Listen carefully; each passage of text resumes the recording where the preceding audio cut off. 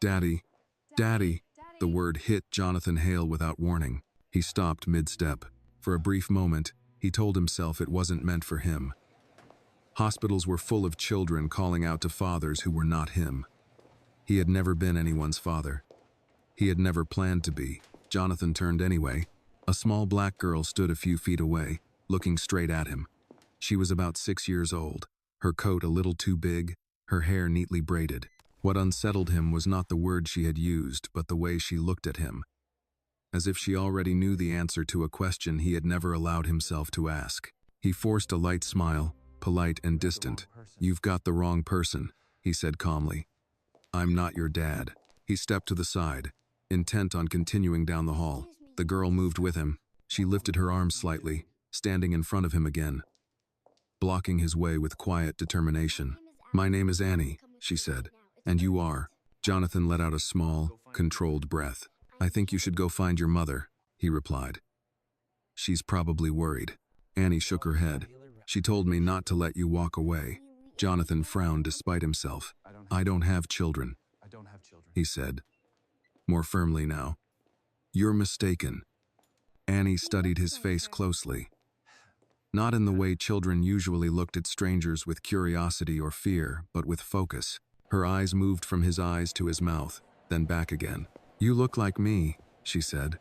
Jonathan almost laughed. "That doesn't mean anything," he replied. "Lots of people look alike." But even as he said it, something inside him hesitated. Annie tilted her head slightly, the same way he did when he was thinking. Jonathan felt his expression change before he could stop it. He looked at her again, really looked this time. The shape of her eyes, the line of her nose, the serious set of her mouth. The resemblance was impossible to ignore once it took hold. He straightened, instinctively putting distance between them. "That's enough," he said. "I can't help you." Annie didn't argue. Instead, she reached out and gently took hold of the sleeve of his coat. "Come with me," she said.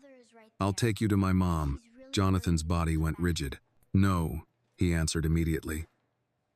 "Let go!" Annie loosened her grip but didn't step back.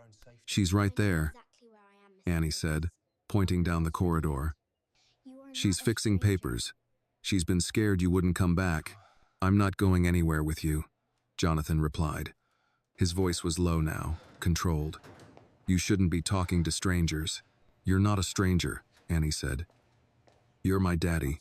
Jonathan felt something shift inside his chest, an unfamiliar pressure. Not pain, not fear, but something dangerously close to recognition. "I'm sorry," he said quietly, "but you're wrong." He stepped past her. "Annie." The voice came sharp and urgent. Jonathan stopped again. A woman hurried toward them, her face tight with panic. When she reached Annie, she placed both hands on her shoulders, checking her as if to make sure she was still there. "I told you not to wander off," the woman said. Then she looked up and froze. The air between them changed instantly. Jonathan recognized her before his mind allowed him to speak. Time collapsed. She looked older, thinner, more tired, but it was her, the woman he had once trusted, the woman he had buried along with a future he told himself he never wanted. Her eyes widened, then narrowed, as if she were afraid to blink. "You," Jonathan said. The word came out rough. The woman swallowed hard. "I didn't plan this," she said quickly. She ran ahead. Annie looked up at her mother. "I found him," she said proudly. "Just like you said, do heaven so." The woman's hands tightened slightly on Annie's shoulders.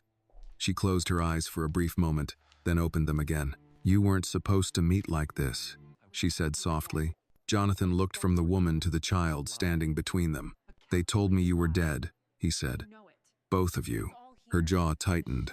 "They lied," she replied. "They paid people to lie." Jonathan shook his head once. "That's not possible," he said. "I was told you didn't survive the delivery, that the baby was a girl," she interrupted. "And she lived."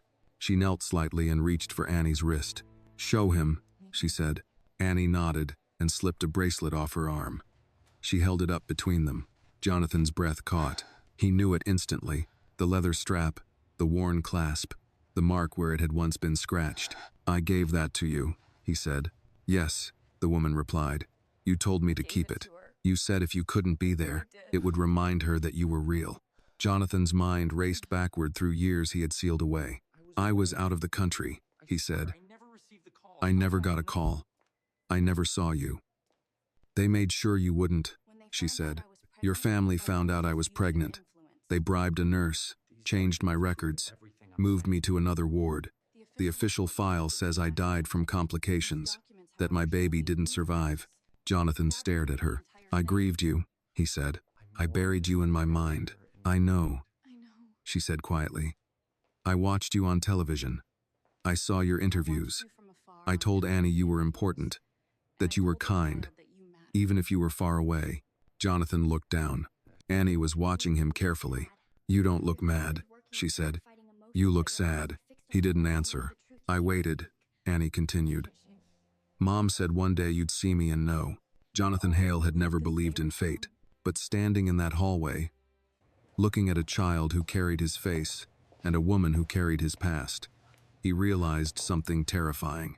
He had never thought he would be a father, but the truth had been waiting for him anyway, and it was no longer asking for permission.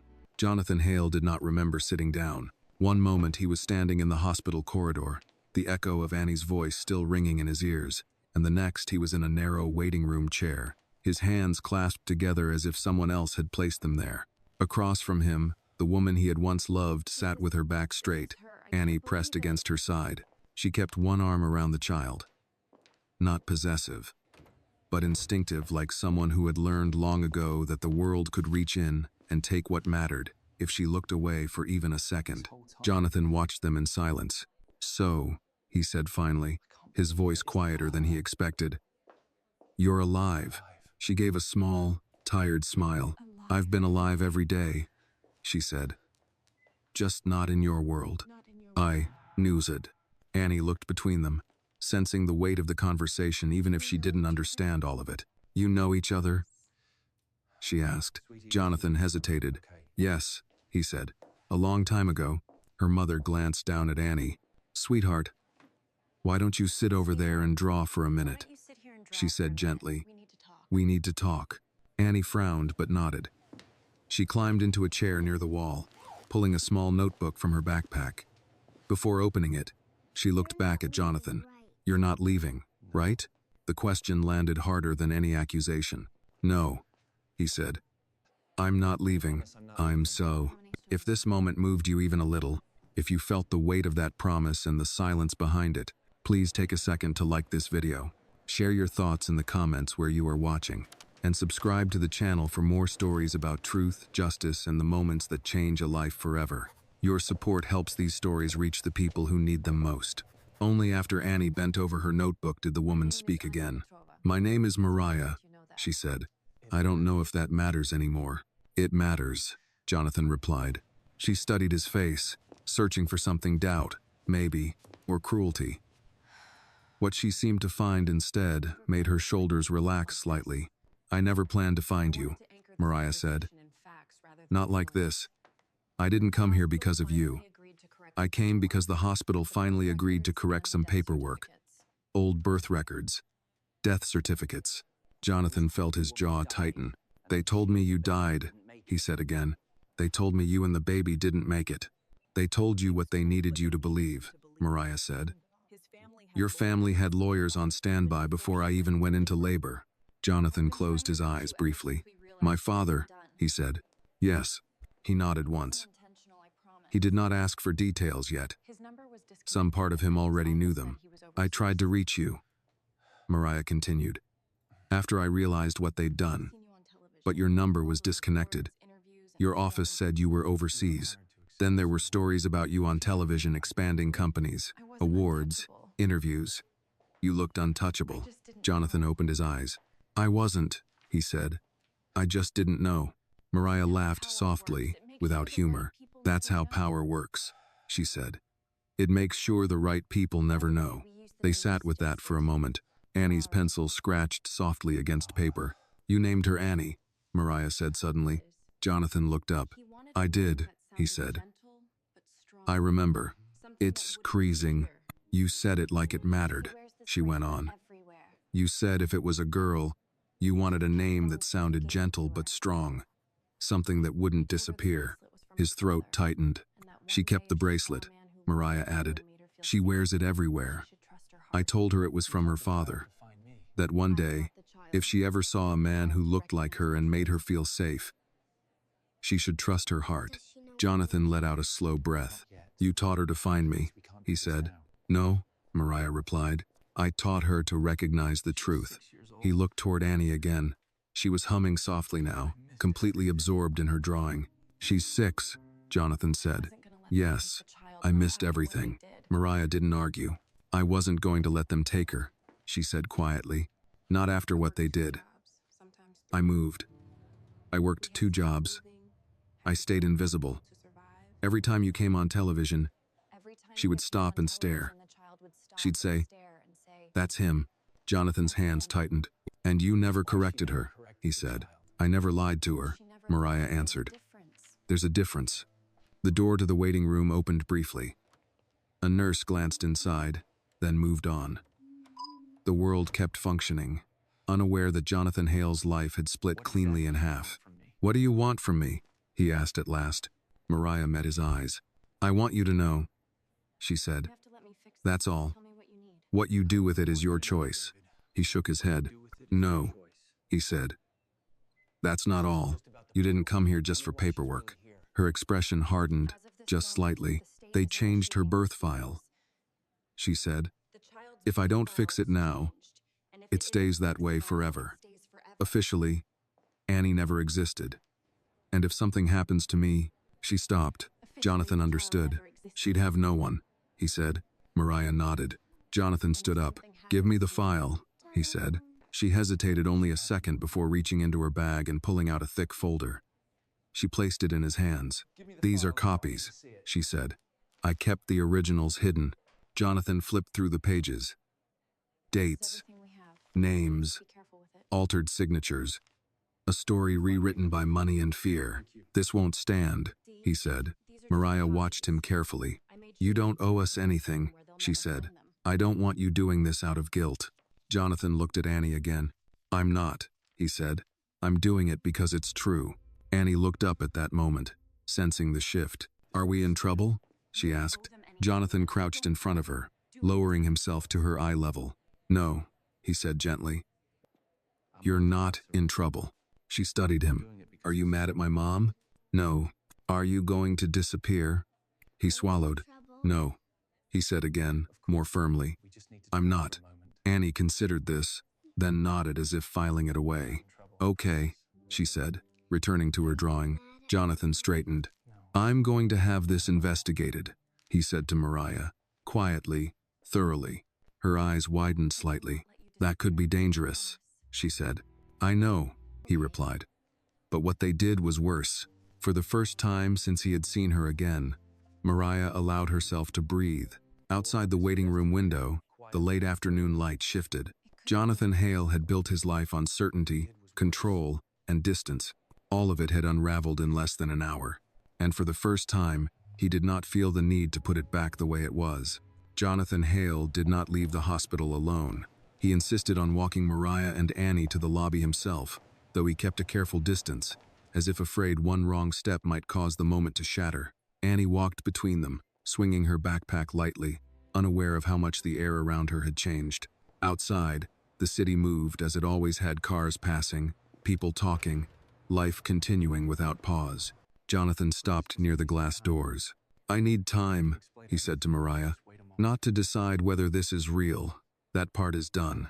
I need time to do this the right way. Mariah nodded. She looked tired, but there was a steadiness in her posture Jonathan recognized from years ago. I don't want you showing up with cameras or lawyers tomorrow, she said.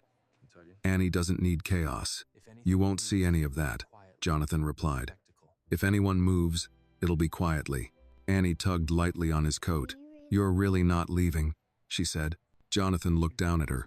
No, he said, but I won't be around all the time yet. She accepted this with surprising calm. That's okay, she said.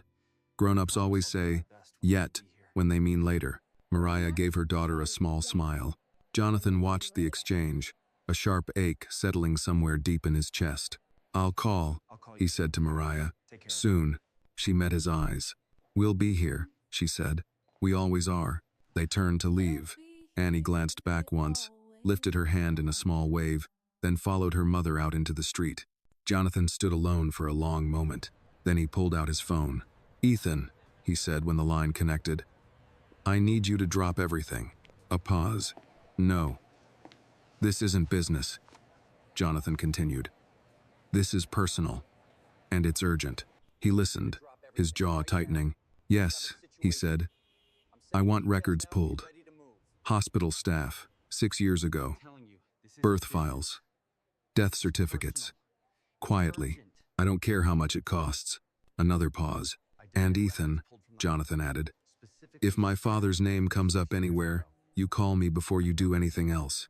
He ended the call and slipped the phone back into his pocket. That evening, Jonathan sat alone in his penthouse, the city lights stretching endlessly below the windows.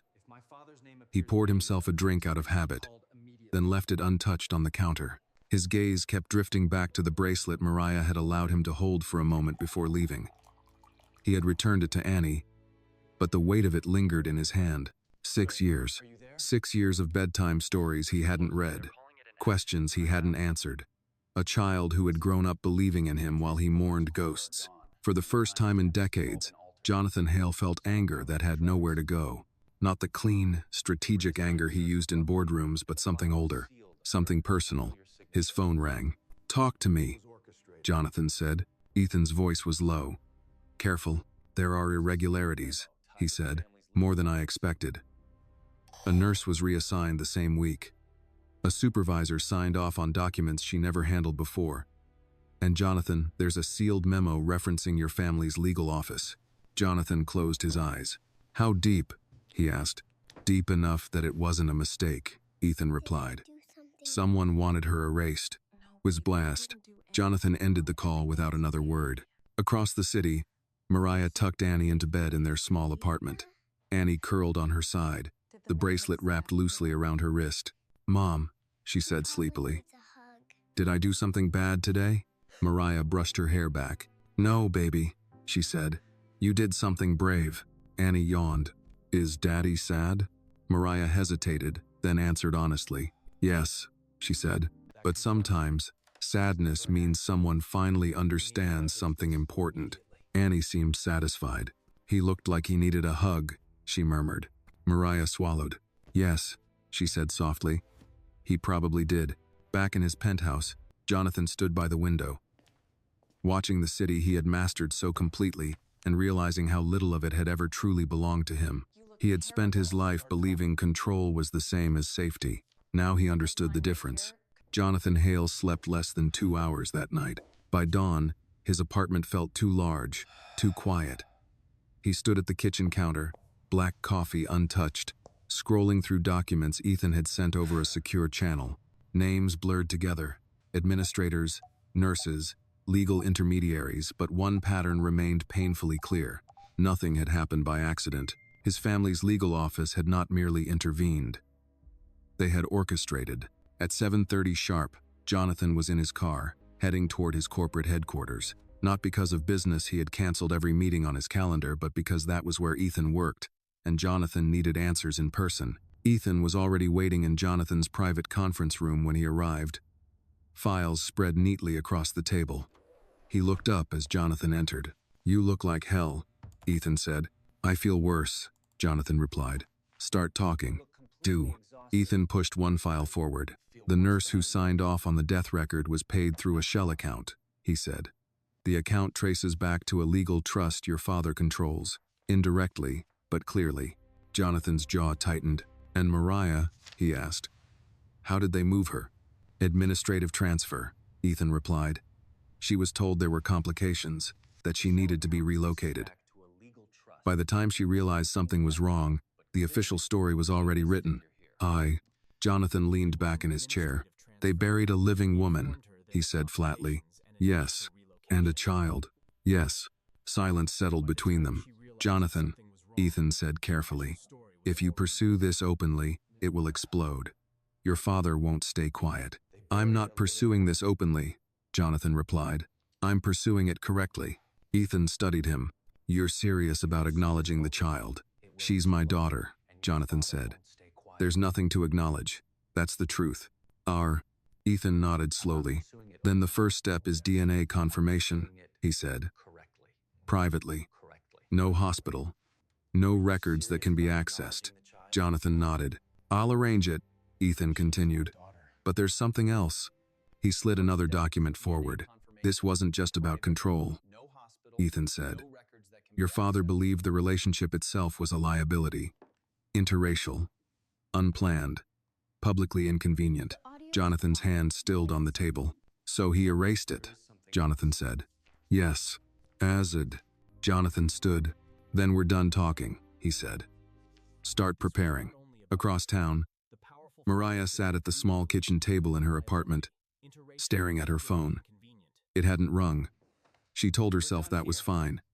She hadn't expected it to not yet.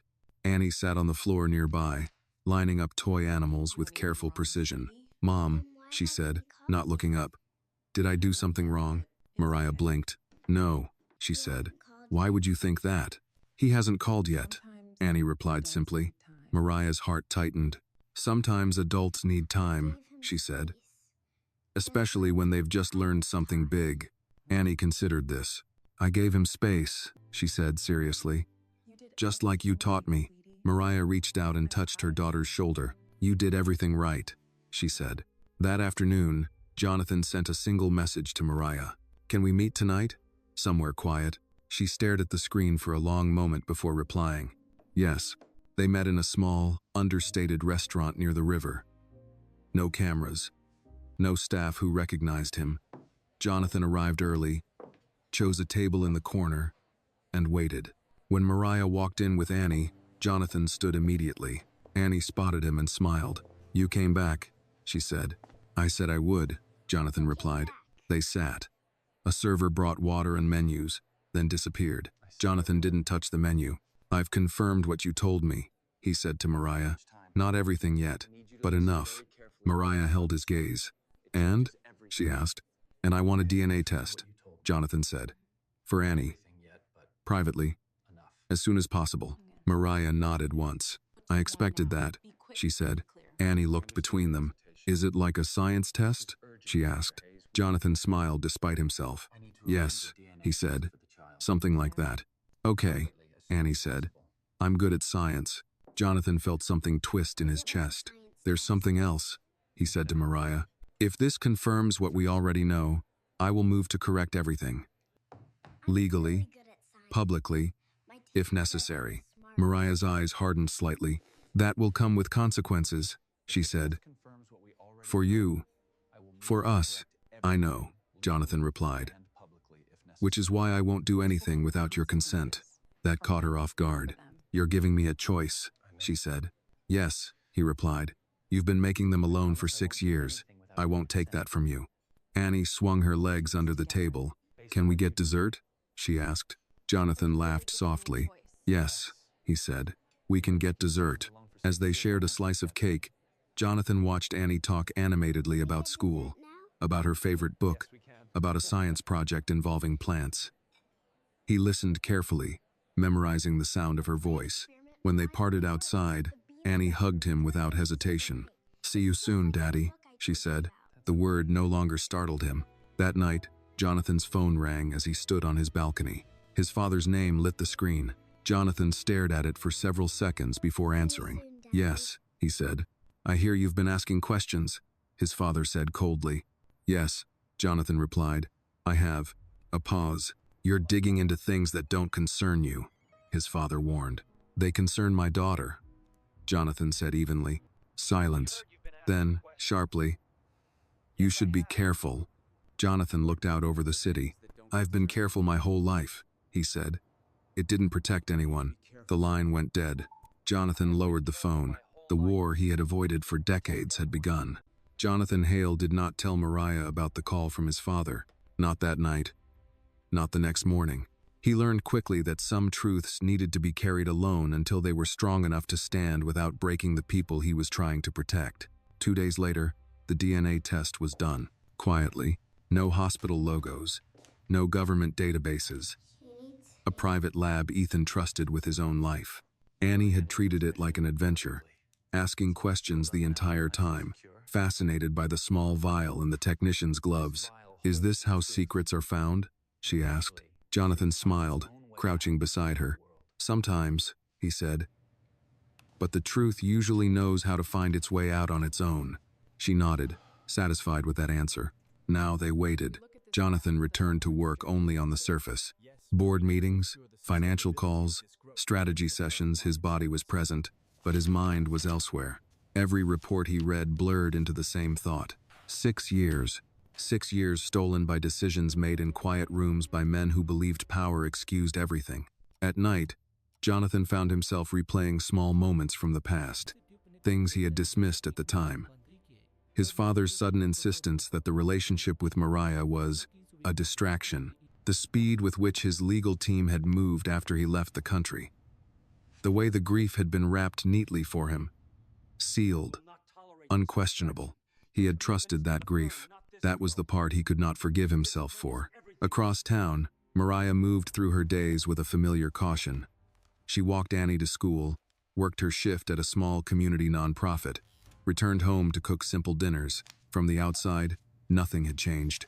Inside, everything had. Annie talked about Jonathan constantly now, not obsessively, but naturally, like a fact that had always been true and simply waited to be acknowledged. "He drinks coffee like you," Annie told Mariah one evening. "But he forgets to eat." Mariah smiled faintly. "He always did that," she said. "You knew?" Annie asked. "I knew a different version of him," Mariah replied. "People change. Is he changing?" Annie pressed. Mariah paused. "Yes," she said honestly. "I think he is." I willed down. The call came on a Thursday evening. Jonathan answered immediately. "It's conclusive," Ethan said. 99.99%. There's no ambiguity." Jonathan closed his eyes. "Thank you," he said. When he hung up, he didn't move for a long time.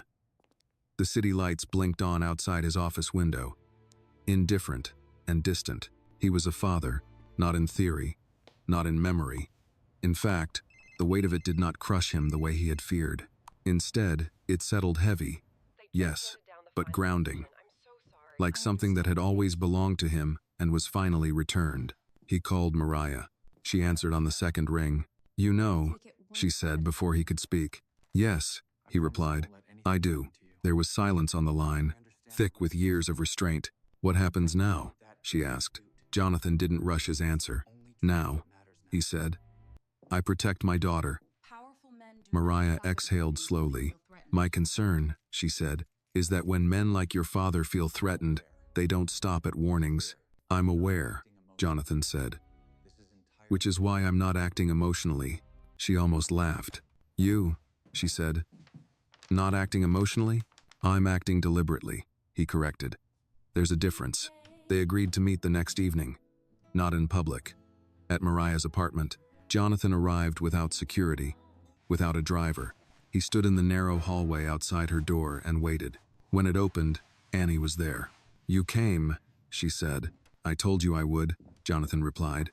She hugged him without asking. Jonathan froze for half a second, then wrapped his arms around her gently, as if afraid she might disappear if he held too tightly. Inside, the apartment smelled like dinner. Simple food. Familiar. Lived in. Mariah watched them quietly. After Annie retreated to her room to finish homework, Jonathan told Mariah everything. The DNA results, the financial trails, his father's call. Mariah listened without interrupting. "He won't give up control easily," she said when he finished. "I don't expect him to," Jonathan replied. "That's why I'm not confronting him yet." "What are you planning?" she asked. Jonathan met her eyes. "I'm documenting everything," he said. "Every payment, every signature, every falsified record. I want it airtight. Not for revenge, for accountability." "And Annie?" Mariah asked. Jonathan didn't hesitate. "She stays exactly where she is," he said. "With you. Her routine doesn't change unless you decide otherwise." Mariah studied him for a long moment. "You're serious about this?" she said. "Yes," he replied. "I missed 6 years. I won't steal her stability to make myself feel better." That answer mattered more than she expected. Later, Annie emerged with her notebook. "I drew something," she announced. She held it up. It was a simple picture. 3 figures. One tall, one medium, one small. Holding hands. Jonathan's chest tightened. "That's us," Annie said matter-of-factly. "Yes," Jonathan said softly. "It is." That night, as Jonathan prepared to leave, Annie walked him to the door. "You're coming back," she said, not a question. "Yes," he answered. "When?" she pressed. "Soon," he said. "Very soon." She considered this, then nodded. "Okay," she said. "I'll wait." Jonathan stepped into the hallway, the door closing softly behind him. For the first time, the waiting was no longer his alone. Jonathan Hale increased security the following week, but not around himself. The protection went where it mattered. Mariah noticed it first in small ways. A different car parked across the street at odd hours. A man pretending to scroll his phone near Annie's school drop-off. A neighbor she had never seen before suddenly greeting her by name. Jonathan explained it quietly over dinner one evening. "They're not there to interfere," he said. "They're there to observe, and to make sure no one else does." Mariah didn't like it, but she understood. "You're expecting retaliation," she said. "I'm expecting pressure," Jonathan replied. "Pressure turns into mistakes." Annie listened while pushing peas around her plate. "Are we being guarded?" she asked. Jonathan smiled. "Think of it like umbrellas," he said. "You don't notice them until it rains." Annie nodded thoughtfully. "I like umbrellas," she decided. Behind the scenes, Jonathan moved with methodical patience. He met with forensic accountants who didn't ask questions, former prosecutors who had left government work disillusioned but sharp, investigators who knew how powerful families hid their sins and how those sins could be dragged into the light. Every document Ethan uncovered was scanned, duplicated, and stored in 3 separate places. Jonathan wasn't building a case. He was building insurance. At the same time, he did something that surprised everyone who worked for him. He left the office early, 3 days a week, without explanation. He used those hours to learn Annie's world. He sat quietly at a corner table during her after-school program, pretending to read while watching her concentrate fiercely on simple math problems. He listened as she corrected him patiently when he got an answer wrong. "You're thinking too fast," she told him. "Slow is smarter." Dan. He learned which foods she refused to eat and which stories calmed her when she couldn't sleep. He learned that she hated loud arguments and loved small routines. Mariah watched all of this carefully. Jonathan never overstepped. He didn't discipline Annie without asking Mariah first. He didn't make promises he wasn't prepared to keep. When Annie asked questions, he didn't know how to answer yet. He said so, honestly. That mattered. But the calm did not last. It never did. The first crack appeared as a letter. No return address, no signature. It arrived at Mariah's apartment while Annie was at school. Inside was a single page. "This arrangement is temporary. Children do not belong in adult conflicts. Choose wisely." Mariah's hands shook as she read it. When Jonathan arrived that evening, she handed it to him without a word. He read it once, then again, then folded it carefully. "This is intimidation," she said. "Isn't it?" "Yes," Jonathan replied. "And it's sloppy." That surprised her. "Sloppy?" she repeated. Jonathan nodded. "They want you scared," he said. "If they were confident, they'd stay silent." Mariah crossed her arms. "I won't run again," she said. "I won't teach Annie that fear decides her life." Jonathan met her gaze. "Neither will I," he said. That night, Jonathan finally confronted his father. Not in person, in writing. The message was brief, precise, unemotional. "I know what you did. I have proof. You will not contact Mariah or Annie again. Any further interference will be documented and escalated." There was no immediate response, but 2 hours later, Jonathan's phone rang. "You think you can threaten me?" his father demanded. Jonathan's voice was calm.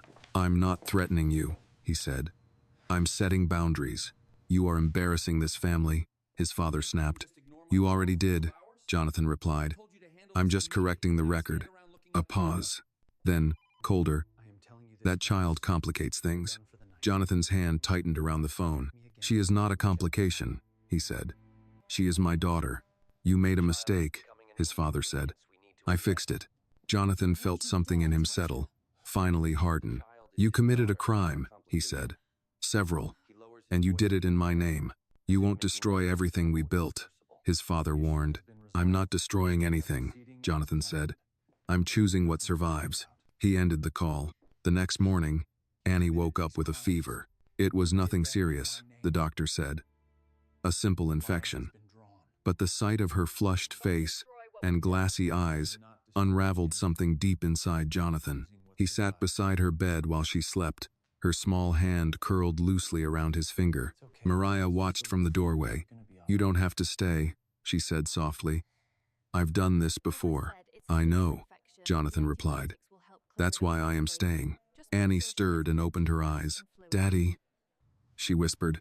Yes, he said immediately. Don't fight, she murmured. It makes people mean. Jonathan leaned closer. I'll fight smart, he said, and I'll stop when it keeps you safe. She seemed satisfied and drifted back to sleep. That afternoon, Ethan arrived with bad news. Your father has started moving assets, he said, shifting funds, preparing for exposure. Jonathan nodded. He's getting ready, he said. For what? Ethan asked. Jonathan looked toward the bedroom where Annie slept. For war, he said quietly. But this war would not be fought with headlines or shouting matches. It would be fought with patience, with truth, and with a little girl who had unknowingly undone a lifetime of lies simply by saying one word in a hospital hallway. Daddy. The first move did not come with noise. It came with silence. Jonathan noticed it on a Tuesday morning when 2 scheduled meetings were abruptly canceled, meetings that had been confirmed less than 12 hours earlier. No explanation. No rescheduling. Just quiet withdrawals, like tides pulling back before something larger followed. By noon, Ethan confirmed what Jonathan already suspected. Your father is calling in favors, Ethan said over a secure line. Old ones. People who owe him. Boards, trustees, even a judge who shouldn't still be on the bench. Jonathan sat at his desk, hands folded, listening. He's not attacking you directly, Ethan continued. He's isolating you. Jonathan nodded. That's how he operates, Jonathan said. He doesn't confront, he suffocates. Across the city, Mariah felt it too, though she didn't yet know how to name it. The director at the nonprofit where she worked called her into the office late that afternoon. The conversation was polite, professional, but something underneath it was wrong. We've received concerns, the director said carefully, about potential media attention. Mariah's stomach tightened. I don't speak to the media, she replied. I know, the woman said. But your name has surfaced, and donors can be sensitive. Are you firing me? Mariah asked quietly. The director hesitated. No, she said. Not yet, but I need to be honest. If this escalates, I may not be able to protect your position. Granted, Mariah went home with the words still ringing in her ears. When Jonathan arrived that evening, he could see the strain on her face immediately.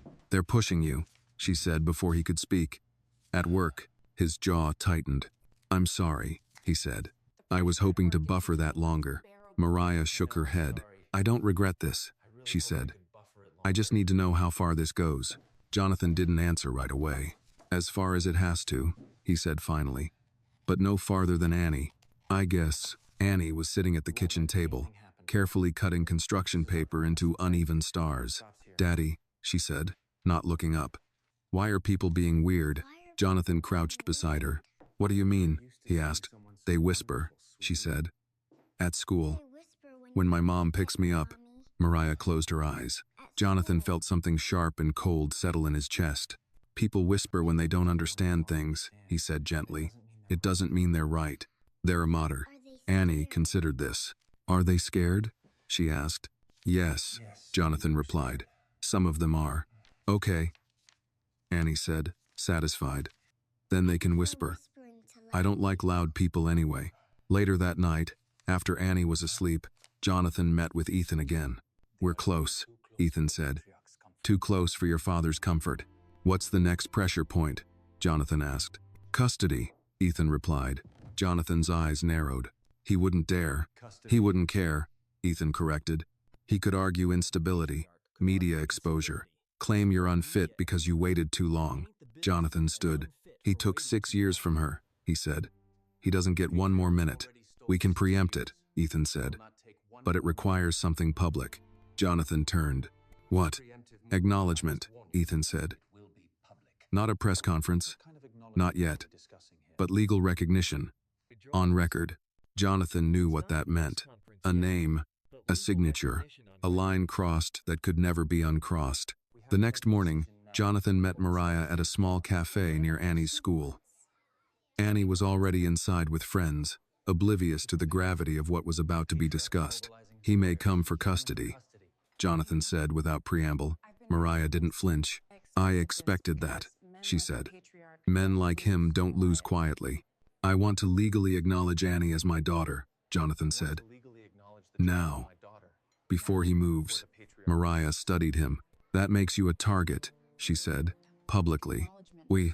I already am, he replied. The difference is, this gives her protection. Mariah looked out the window toward the school entrance. You won't try to take her from me, she said. Jonathan shook his head. No, he said. I want to stand beside you, not in front of you.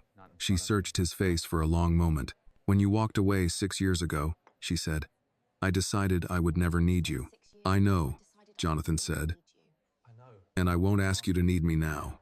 She took a slow breath. Then do it, she said. But do it knowing there's no turning back. Jonathan nodded. I've already turned, he said. The paperwork was filed that afternoon. No announcement, no spectacle, just ink on paper. Jonathan Hale, father. That evening, Annie sensed something different the moment Jonathan walked in. You look taller, she said. He smiled faintly. Maybe I finally stood up straight, he replied. Mariah watched them from the doorway, a mixture of fear and relief twisting inside her chest. Across town, Jonathan's father received the notice less than an hour later. Legal acknowledgement, irrevocable. He read it twice. Then he smiled. So, he said, to no one in particular. He chose the child. He reached for his phone. Prepare the next phase, he said calmly. If he wants to be a father, let's see how much he's willing to lose.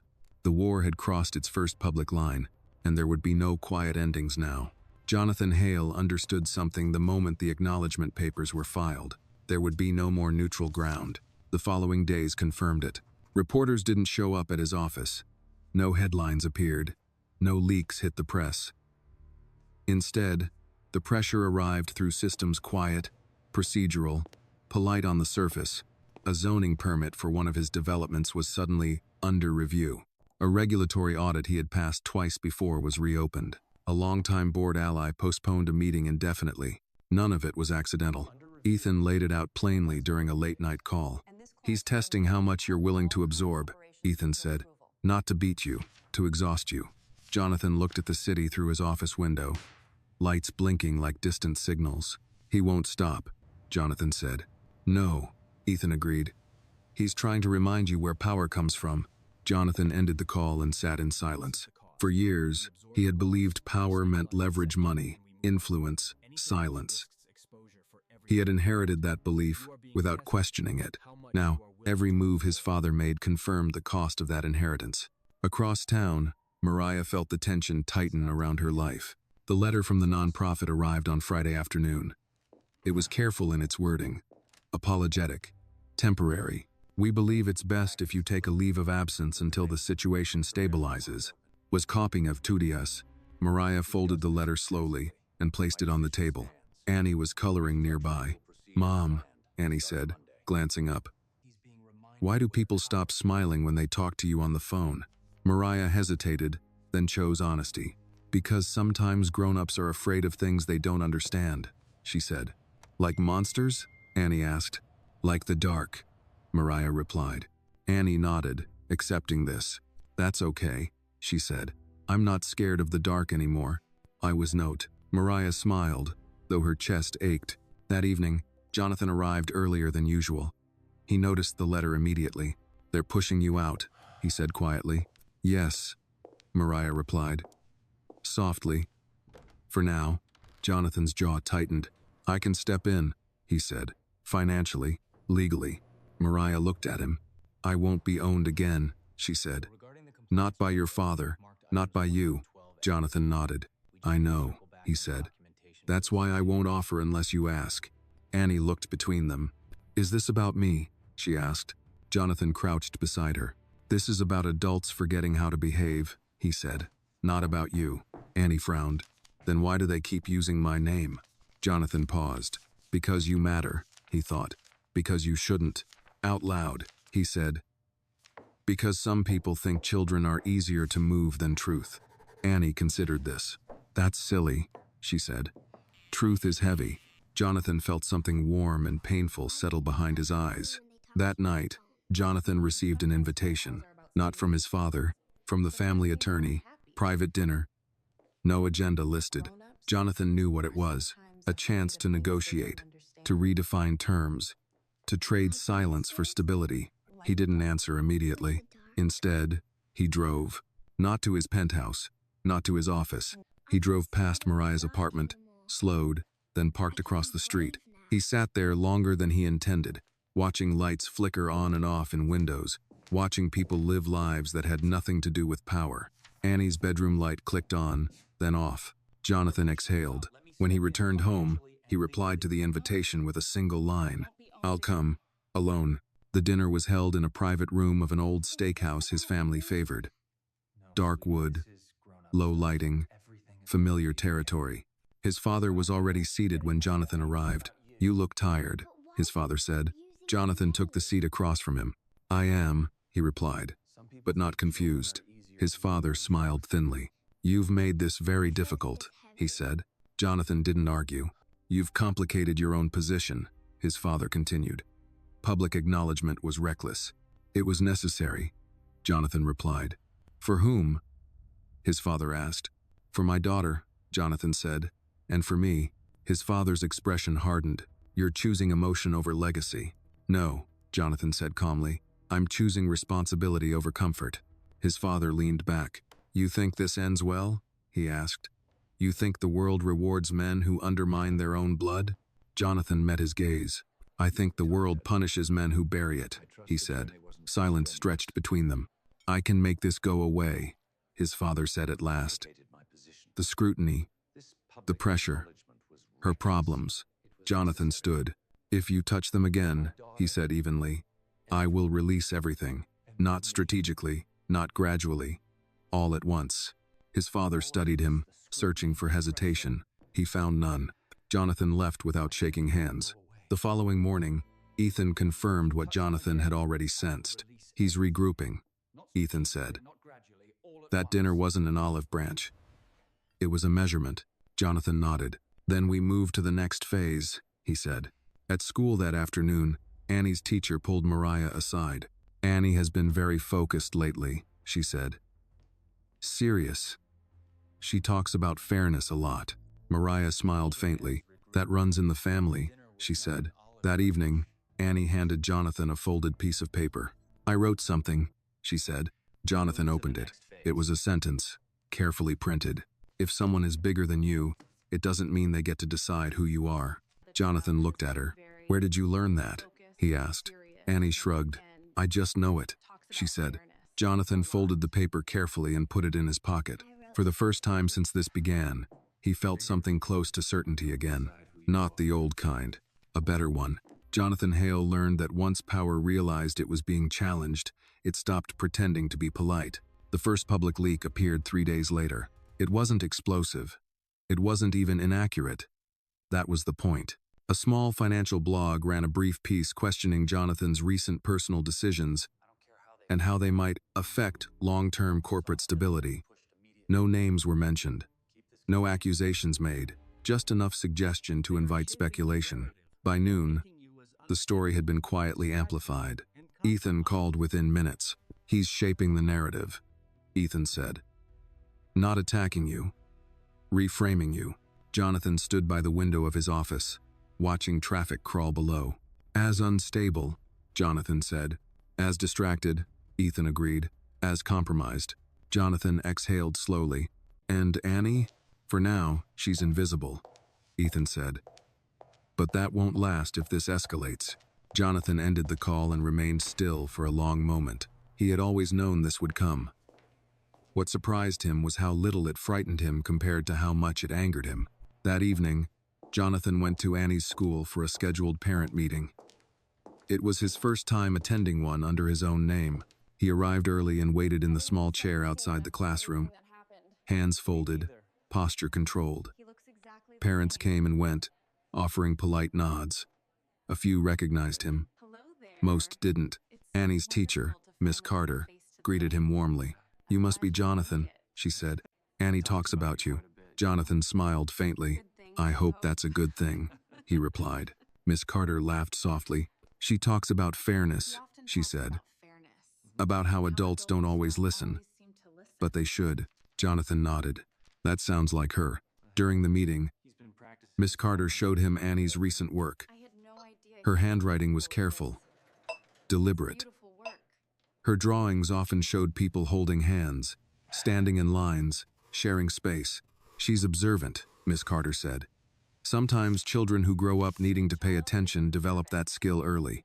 Jonathan felt a familiar sting of guilt. When the meeting ended, Annie ran up to him, her backpack bouncing. "You came," she said. "I said I would," he replied. She looked pleased.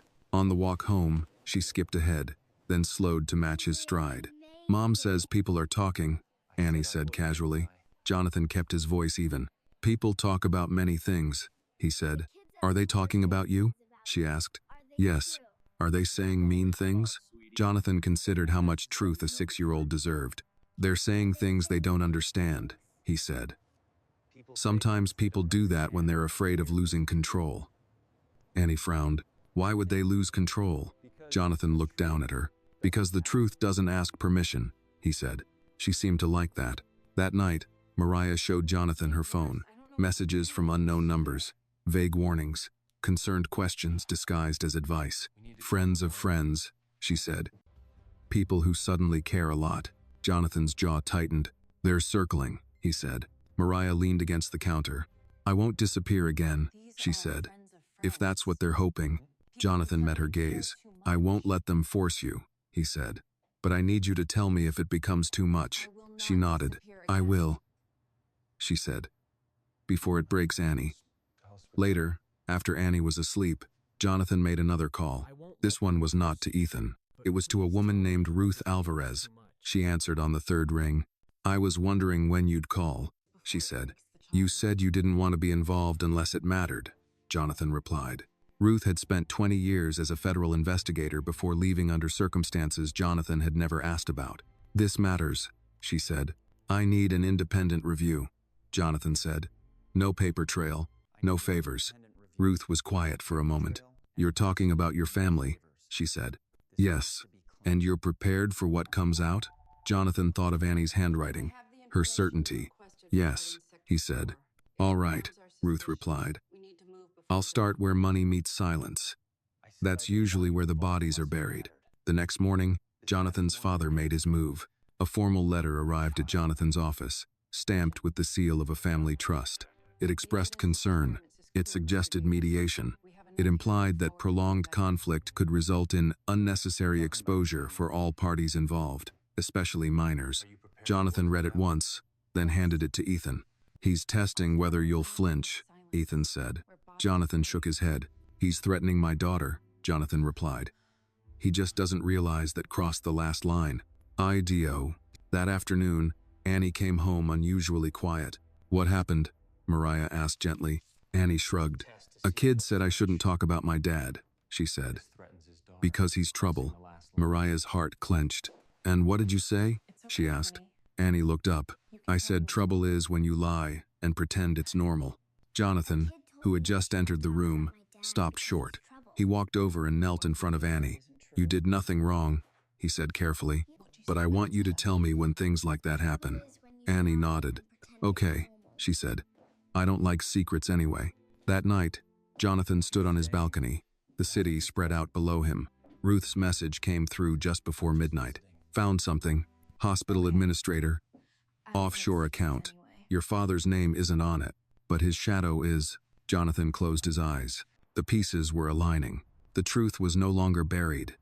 It was waiting, and soon, it would demand to be seen. Jonathan Hale read the first draft of Ruth Alvarez's findings just before sunrise. He sat at the small table in his kitchen, jacket still on, tie loosened, untouched coffee cooling beside him. The document was concise, factual, stripped of emotion. the kind of writing that assumed the reader could handle the truth without cushioning. He could. The hospital administrator who had overseen maternity records 6 years ago had resigned abruptly 3 months after Annie's birth. No scandal, no investigation, just a quiet transition into consulting. Payments followed, not directly, never directly. Offshore accounts, shell corporations, a familiar pattern. Ruth's note at the end was brief. This wasn't about a single decision. It was a system doing what it was designed to do. Protect power, erase inconvenience.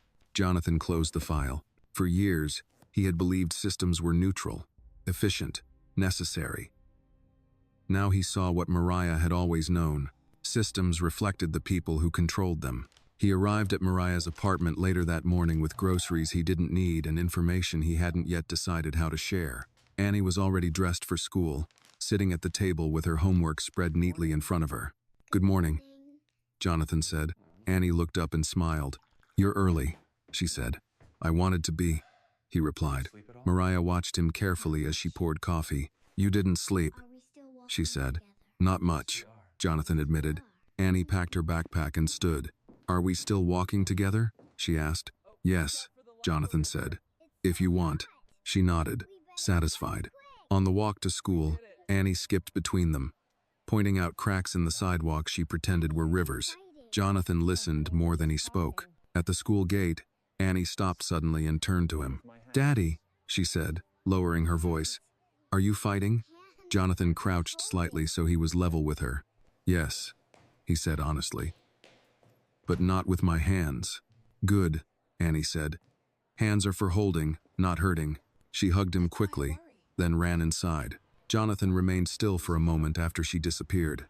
"That," Mariah said softly, "is why I worry." "I know," Jonathan replied. "That's why I'm careful." They walked back toward the apartment. "I need to tell you something," Jonathan said. Mariah waited. "I've confirmed that what happened wasn't isolated," he continued. "It wasn't one nurse, or one lie. It was coordinated." Mariah's jaw tightened. "By your family," she said. "Yes. And now?" "Now," Jonathan said, "I decide when this stops being quiet." She looked at him sharply.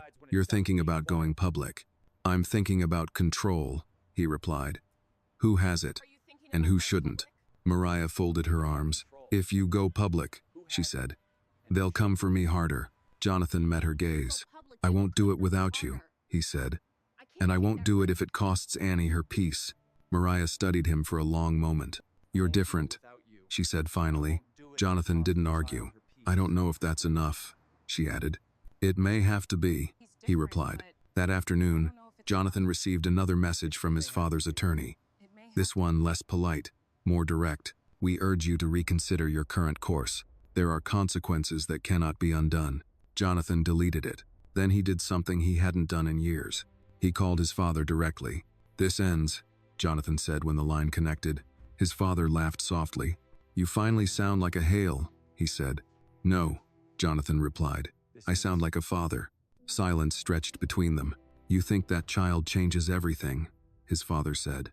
"She changes what matters," Jonathan replied. "You're gambling your legacy," his father warned. Jonathan's voice remained steady. "I'm redefining it." That evening, Annie came home unusually quiet again. She sat at the table and drew without speaking. Jonathan watched her for several minutes before kneeling beside her. "What happened today?" he asked. She didn't look up. "Someone said my dad is dangerous," she said. Jonathan felt a familiar anger rise, but he held it back. "And what do you think?" he asked. Annie paused, then shrugged. "I think dangerous people hide," she said. "You don't." Jonathan closed his eyes briefly. Mariah watched the exchange from the doorway, her heart tight. That night, after Annie was asleep, Jonathan and Mariah sat together in the living room. "I'm going to file a formal request to reopen the hospital investigation," Jonathan said, independently, with oversight. Mariah nodded. "And when they push back?" she asked. "They will," he said. "That's when I decide how much light to use." Mariah exhaled slowly. "I won't run," she said. "But I won't let Annie be used as leverage." "She won't be," Jonathan replied. Not again. Outside, the city hummed. unaware of the fault line widening beneath it. Jonathan Hale had crossed a threshold he could not retreat from. The truth was no longer something he was uncovering. It was something he was preparing to defend. Jonathan Hale learned the limits of quiet power within 48 hours. The request to reopen the hospital investigation was filed at dawn, routed through independent legal counsel and supported by affidavits that left little room for dismissal. By noon, 3 people he had never met had called him, each offering friendly advice about patience, discretion, and the value of letting the past rest. By evening, his father's silence had become louder than any threat. Jonathan sat in his temporary office overlooking the river, hands folded, listening as Ruth Alvarez spoke through the secure line. "They're circling," she said. "Not aggressively. Not yet. But the pressure is coordinated." Jonathan stared out the window. "That means they're afraid," he replied. "Or confident," Ruth countered. "Confidence can be just as dangerous." Jonathan acknowledged this with a nod she could not see. "Any movement at the hospital?" he asked. "Yes," Ruth said. "2 former administrators have retained counsel. 1 nurse has suddenly left the state." Jonathan's jaw tightened. "And the records?" "Still sealed," Ruth replied. "But the seal is thinner than they think." After the call ended, Jonathan remained seated, thinking not of strategy, but of Annie's face when she asked if he was fighting. He had promised her he would use no hands. That evening, Mariah received an unexpected call at work. The number was unfamiliar. The voice on the other end was polite, female, measured. "Miss Collins," the woman said. "My name is Evelyn Wright. I represent the Hale Family Trust." Mariah closed her office door. "I don't speak to your family," she replied evenly. "I understand," Evelyn said. "That's why I'm calling quietly." Mariah felt the old tension return, coiling in her chest. "What do you want?" she asked. "To ensure a smooth transition," Evelyn said. "There are ways to resolve misunderstandings without public consequences." "There is no misunderstanding," Mariah said. "There is a child." A pause. "Yes," Evelyn replied. "And children benefit from stability." Mariah's voice hardened. "Children benefit from truth," she said. "And from adults who don't erase them." The call ended shortly after. That night, Mariah told Jonathan everything. He listened without interruption, his expression unreadable. "They're moving earlier than I expected," he said. "You promised Annie peace," Mariah reminded him. "I promised protection," Jonathan replied. "Peace sometimes comes later." Mariah studied him. "You're preparing for escalation." "Yes," Jonathan admitted. "And you didn't tell me."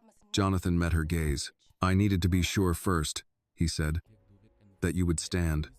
Mariah's answer was quiet but firm. "I've been standing for 6 years. 2/22/19 free 30. Later, after Annie was asleep, Jonathan sat beside her bed longer than necessary. Her breathing was even. Her small hand curled loosely around the bracelet. He thought of the word legacy. It had always meant assets, influence, continuity. Now it meant something far more fragile. The next morning, Annie came home from school with a folded piece of paper. "I drew something," she announced. Jonathan unfolded it. It was a picture of 3 figures holding hands. One tall, one medium, one small. Above them, in uneven letters, she had written, "Safe." Jonathan swallowed. "Is this us?" he asked. "Yes," Annie said, "but only if you don't go away." "I'm not going anywhere," Jonathan said. "Grown-ups say that," Annie replied. "But then they leave." Jonathan knelt in front of her. "Then I won't say it," he said. "I'll show it." Annie considered this, then nodded. That afternoon, the first leak appeared. A minor financial outlet published a vague piece about internal conflicts within legacy conglomerates, hinting at moral disputes and generational divides. No names, no details. But the timing was deliberate. Jonathan read it once and closed the tab. "They're testing the narrative," he told Ruth later. "Seeing what sticks." "Do you want me to shut it down?" she asked. "No," Jonathan said. "Let it breathe." That night, Jonathan received a message from his father. "Come tomorrow." Alone. Jonathan showed it to Mariah. She exhaled slowly. "He won't give up control quietly," she said. "I'm not asking him to," Jonathan replied. "I'm telling him it's over." "And if he threatens Annie?" Mariah asked. Jonathan's eyes hardened. Then this stops being a negotiation. The meeting was set for the following afternoon. Jonathan spent the morning with Annie, taking her to the park, pushing her on the swing, listening as she explained the rules of a game she invented on the spot. "You're not very good at this," she told him seriously. "I'm learning," Jonathan replied. She smiled. "That's okay," she said. "Learning means you'll stay." As he watched her run ahead, Jonathan understood something with painful clarity. Power had never been the problem. Fear was. Fear of loss, fear of exposure, fear of being seen. He had lived inside that fear for most of his adult life. Now, for the first time, he was stepping outside it. Tomorrow would bring confrontation. Tonight, he stayed. Jonathan Hale arrived at the private residence just outside the city precisely at 4 in the afternoon. The house had not changed. Same iron gate, same long gravel drive, same deliberate isolation. It was designed to keep the world out, or to keep secrets in. Jonathan had grown up believing it was a fortress. Today, it felt like a museum of decisions that no longer held authority over him. His father was waiting in the study. Minho Hale stood near the window, hands clasped behind his back, posture straight despite his age. He did not turn immediately when Jonathan entered. "You're late," Minho said calmly. "I'm on time," Jonathan replied. Minho turned then, his expression unreadable. "You've made yourself very visible lately," he said. "That's not wise." Jonathan removed his coat and placed it on the chair without sitting. "I didn't come for advice," he said. Minho gestured toward the armchair opposite the desk. Jonathan remained standing. Silence stretched. "You embarrassed this family," Minho said at last. "Reopening old records, stirring questions that were settled." "They were buried," Jonathan replied. "There's a difference." Minho's jaw tightened slightly. "You think you discovered something new," he said. "You didn't. You just decided to look at it." Jonathan met his father's gaze. "You ordered it," Jonathan said. "Not a question." Minho did not deny it. "She was a liability," he said. "Unplanned, unstable. The child complicated matters." "She is not a matter," Jonathan said quietly. "She is my daughter." Minho studied him. "You always confuse emotion with reality," he said. "Power requires distance." Jonathan shook his head. "No," he said. "Power requires accountability. Distance is just how you avoid it." Minho's voice cooled. "You owe everything you have to this family." Jonathan nodded. "And now," he said, "I'm paying it back." He reached into his bag and placed a slim folder on the desk. "Affidavits," Jonathan said. "Independent reviews, financial trails, hospital testimonies. Enough to raise questions you won't be able to silence." Minho did not open the folder. "You would destroy us," he said. Jonathan's voice did not rise. "I would correct us," he said. "What survives after that is what deserves to." Minho turned away, looking out the window again. "You think this child will save you," he said. "Children don't save men like us. They expose us." Jonathan smiled faintly. "Exactly." Minho's voice sharpened. "You put her in danger by acknowledging her." "No," Jonathan replied. "You put her in danger by pretending she didn't exist." Another long silence followed. Finally, Minho spoke again, slower this time. "If you proceed," he said, "you are no longer under my protection." Jonathan nodded once. "I know. 2. You will lose access," Minho continued. "Capital, influence, allies." Jonathan thought of Annie's drawing. The words "safe" written above 3 uneven figures. "I've already gained something more valuable," he said. Minho turned, searching his son's face for hesitation. He found none. "Leave," Minho said at last. Jonathan did. Outside, the late afternoon light felt strangely gentle. As he drove away, Jonathan realized he felt lighter than he had in years. That evening, Mariah was waiting when he returned. She read his face before he spoke. "It's done," she said. "Yes," Jonathan replied. "He knows I won't back down." Mariah exhaled slowly. "And now?" "Now," Jonathan said, "they decide whether they want to negotiate or be exposed." Annie emerged from her room, holding a book. "Did you win?" she asked. Jonathan crouched to her level. "I didn't lose," he said. She considered this. "That's good," she said. "Losing makes people mean." "Everyone." Jonathan smiled. Later that night, The first formal response arrived, a cease and desist letter, carefully worded, legally hollow, designed to intimidate. Jonathan read it once, then handed it to Ruth. "They're nervous," Ruth said. "They should be," Jonathan replied. The following morning, a former nurse agreed to speak. Not on record, not yet, but she spoke. She described being told to change files, being offered money she didn't ask for, being warned, gently at first, then firmly, that some names were better left unspoken. She cried. Mariah said after hearing the account. "She's lived with this for years." "So have we," Jonathan replied. The story was no longer theoretical. It was human. That afternoon, Annie came home excited. "We're doing family trees at school," she announced.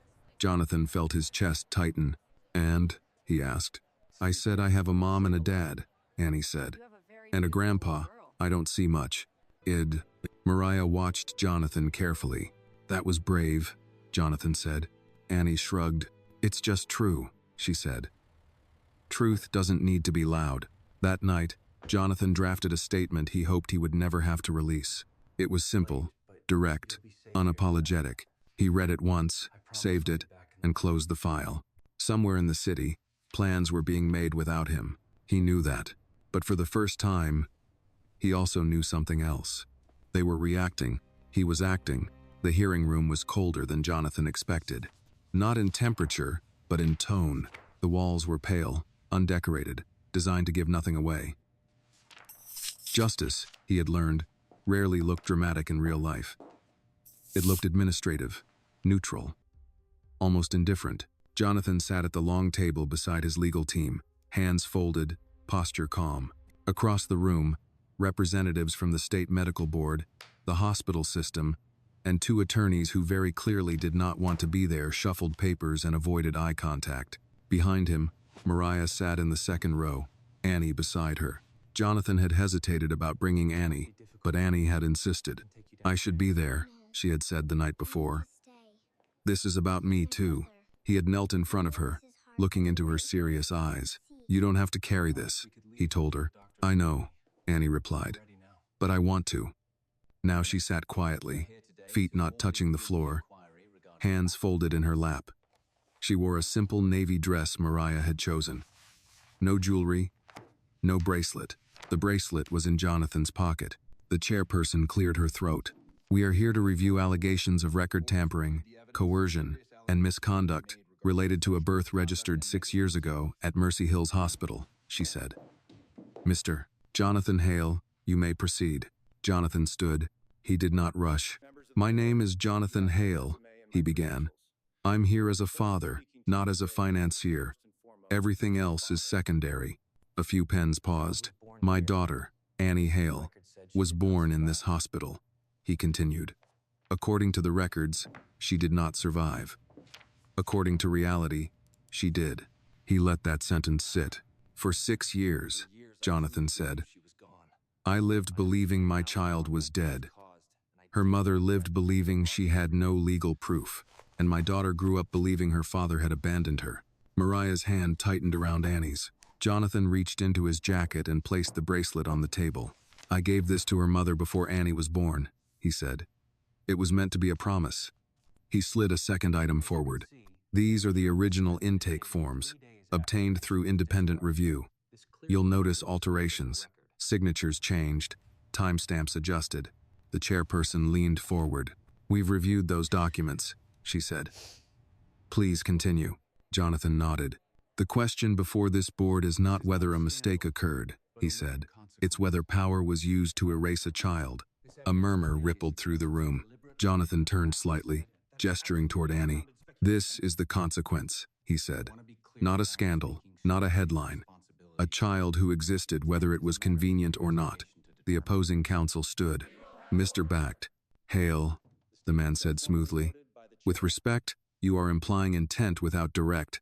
"I am implying responsibility," Jonathan interrupted, his voice still calm. "Intent will be decided by investigators. Responsibility belongs here." The chairperson raised a hand, silencing the exchange. "Miss Brooks," she said, turning to Mariah. "You may speak." Mariah stood. She had rehearsed nothing. I was 23, she said. I was scared, and I trusted the hospital. When I woke up, they told me my baby died. They didn't even let me see her. Her voice wavered, then steadied. They moved me. They changed my paperwork. And when I asked questions, they told me to be grateful I was alive. She looked directly at the panel. I was poor. He was powerful. I didn't think the truth mattered. She glanced back at Annie. I was wrong. Silence followed. Then, unexpectedly, a woman stood from the far end of the room. I'd like to submit a statement, she said. The chairperson frowned. Name? Elaine Porter, the woman replied. Former charge nurse? Mercy Hills. Jonathan's heart thudded once. Elaine's hands trembled slightly as she spoke. I was told to reassign a patient after delivery, she said. I was told the baby did not survive, and the mother should not ask questions. She swallowed. I was offered money. I refused. Then I was threatened with losing my license. Gasps followed. I've lived with that for 6 years, Elaine continued. I'm tired of being quiet. The hearing adjourned less than an hour later. The decision would not be immediate, but the shift was undeniable. Outside, reporters waited. Jonathan ignored them. He knelt in front of Annie instead. You okay? He asked. She nodded. They listened, she said. Yes, Jonathan replied. They did. That evening, the news broke anyway. Not from Jonathan, from someone else. The headline spread fast. Hospital under investigation for alleged birth record manipulation. Jonathan turned off the television. Is Grandpa going to be mad? Annie asked softly. Jonathan considered the question. Probably, he said. But sometimes people are mad because they're afraid. Of what? Of losing control, he replied. Annie thought about this. I don't like control, she said. I like being safe. Jonathan smiled faintly. So do I. And later that night, Jonathan received a call. A private number. He stepped into the study. I assume you saw the news, his father's voice said. I did, Jonathan replied. You've crossed a line, Minho said. Jonathan's tone did not change. You crossed it first, he said. I'm just pointing at it. A pause. She will bring you nothing but complications, Minho said. The child. Jonathan's jaw tightened. She brings clarity, he said. That frightens you. Another pause. This is not over, Minho said. No, Jonathan agreed. It's just finally honest. When the call ended, Jonathan stood alone for a moment. Then he returned to the living room. Annie was asleep on the couch, head on Mariah's shoulder, clutching the bracelet Jonathan had returned to her wrist earlier that day. For the first time since the truth surfaced, Jonathan allowed himself to believe something fragile and dangerous, that justice, slow and imperfect, might actually arrive. Not loudly, but unmistakably. The letter arrived on a Tuesday morning, folded once, no logo on the envelope. Jonathan recognized the handwriting immediately. His father never used messengers when he wanted something to feel personal. Jonathan stood by the kitchen counter, coffee cooling beside him, reading the single page slowly. Come alone, noon. The old house. No signature was necessary. Mariah watched him from the doorway. He wants to talk, she said. He wants to control, Jonathan replied. Is there a difference? She asked gently. Jonathan folded the letter. Not to him, he said, but there is to me. Annie looked up from the table. Crayons scattered around her. Are you going somewhere? She asked. Yes, Jonathan said. Her brow furrowed. Will you come back? He didn't answer right away. He crossed the room, knelt beside her chair, and met her eyes. Always, he said. That's not something I negotiate anymore. She nodded, satisfied. At noon, Jonathan drove alone. The old house sat exactly where it always had, perched above the city like it was watching rather than belonging. Staff were absent. No cars in the drive. Minho had planned this carefully. Jonathan let himself in. His father was seated at the dining table, a place once reserved for formal guests and silent meals. Tea was already poured. You came, Minho said. I said I would, Jonathan replied, taking the opposite seat. Minho studied him. You look different, he said. Less distracted. I am, Jonathan replied. There's less to pretend about now. Minho poured more tea, hands steady. The investigation will be unpleasant, he said. For everyone. That's usually how truth behaves, Jonathan said. Minho's eyes narrowed slightly. You could still stop this, he said, publicly, quietly. We handle the rest. Jonathan leaned back. And Annie? He asked. Minho waved a hand. She can be provided for, discreetly. Away. Jonathan's voice hardened. She's not a transaction. Minho's tone sharpened in response. She is a vulnerability. Jonathan leaned forward. She's a responsibility, he said. One you tried to erase. Silence fell. Minho broke it first. You think the world will applaud you, he said. They won't. They'll use you. And when they're done, they'll move on. Jonathan nodded. I know, he said. I'm not doing this for applause. Then why? Minho demanded. Jonathan didn't answer immediately. He thought of Annie asking if losing made people mean.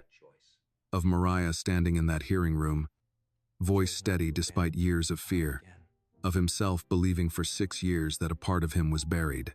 Because silence cost too much, Jonathan said. And I can afford to speak now. Minho's jaw tightened. You've chosen her over us, he said. Jonathan met his gaze. I chose not to abandon her again, he said. The rest is your interpretation. We got doubts. Minho stood abruptly. You will regret this, he said. When allies vanish, when doors close, Jonathan stood as well.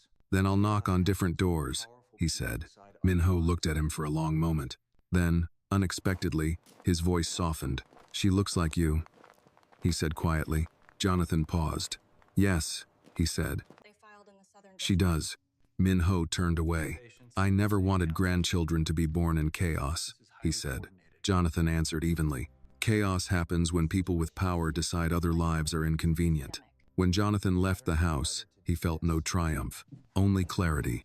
That afternoon, the second wave hit. A civil suit was filed, not by Jonathan, by 3 former patients of Mercy Hills. The pattern was unmistakable. Ruth called within minutes. This just went from isolated to systemic, she said. Good, Jonathan replied. Patterns are harder to dismiss. That evening, Annie was quiet. She sat on the floor, drawing. Jonathan noticed the paper was different, not stick figures. It showed a house, 2 adults, 1 child. The adults were holding hands. The child stood between them. Who's that? Jonathan asked carefully. Annie didn't look up. That's me, she said. That's Mommy. That's you. Jonathan swallowed. Where are you? He asked. In the middle. Annie said. That's where kids go when they're safe. Later that night, a knock came at the door. A man stood there, mid-50s, wearing a worn jacket and regret in his eyes. My name is Thomas Reed, he said. I worked hospital administration. I was told you might want to hear from me. Jonathan stepped aside. Thomas sat stiffly, hands clasped. I signed off on a transfer, he said. 6 years ago. I was told it was standard. Later, I realized it wasn't. Why come now? Jonathan asked. Thomas's voice broke slightly. My granddaughter was born last year, he said. I watched her sleep, and I thought about what I helped take from someone else. Jonathan listened. When Thomas left, the house felt heavier, but truer. That night, Jonathan wrote Annie a letter. Not for now, for later, for the day she asked harder questions. He sealed it and placed it in a drawer. Above it, he placed the bracelet. A promise. Returned and reclaimed. Outside, the city moved on. Inside, a family was being rebuilt slowly, imperfectly, honestly. And somewhere between public reckoning and private repair, Jonathan understood something his father never had. Legacy wasn't what survived your name. It was what survived your choices. The morning after Thomas Reed's visit, Jonathan woke before dawn. He lay still for a moment, listening. The apartment was quiet except for the low hum of the city outside and the faint, steady breathing coming from Annie's room. That sound, soft, uneven, undeniably alive, had become his anchor. For years, he had woken to silence and believed it was normal. Now, silence felt like a warning. He rose, made coffee, and stood by the window as the sky lightened. By 8 o'clock, the first call came, then the second. By noon, the story had shifted again. This time, it wasn't about Mercy Hills. It was about the Hale Group. Jonathan sat at the conference table with Ruth and two external advisors. A large screen displayed a financial news channel on mute, a scrolling headline repeating the same phrase over and over. Investors question Hale Group governance amid family controversy.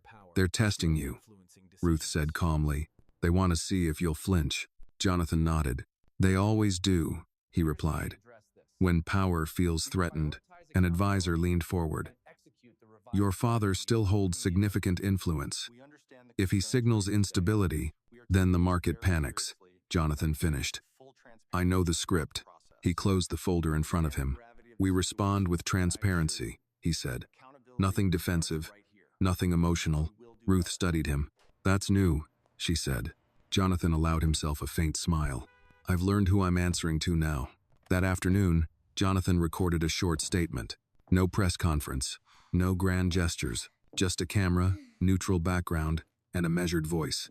I won't comment on ongoing investigations, he said, but I will say this. Accountability isn't a threat to legitimate business, it's the foundation of it. He paused, then added, and family isn't a liability, it's a responsibility. The video went live. The response was immediate. Support, criticism, speculation, all colliding at once. Jonathan turned off his phone and went home early. Annie was at the table with Mariah, doing homework. She looked up when he entered. You're back early, she said. Yes, Jonathan replied. I wanted to be. She nodded, accepting this without question. What did you do today? He asked. I learned about Harriet Tubman, Annie said. She helped people escape even when it was dangerous. Mariah glanced at Jonathan.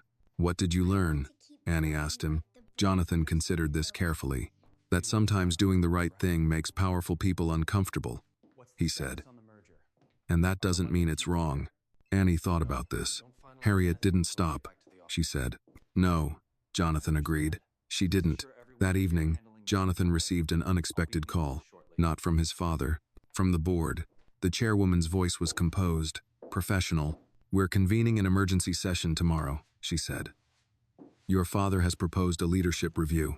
Jonathan closed his eyes briefly. I expected that, he said. There's concern, she continued. About distraction. Jonathan smiled faintly. There always is when people without answers prefer silence, he said. After the call, Jonathan sat alone in the study. He opened the drawer where Annie's letter rested. He didn't reread it. He simply touched the envelope, grounding himself. Later that night, Mariah joined him. You're going to lose things, she said quietly. You know that. Yes, Jonathan replied. And you're still doing this. Yes, she studied him. You're different, she said. Jonathan nodded. I spent most of my life trying to be untouchable, he said. Now I'm just trying to be present. The next morning, the board meeting was tense.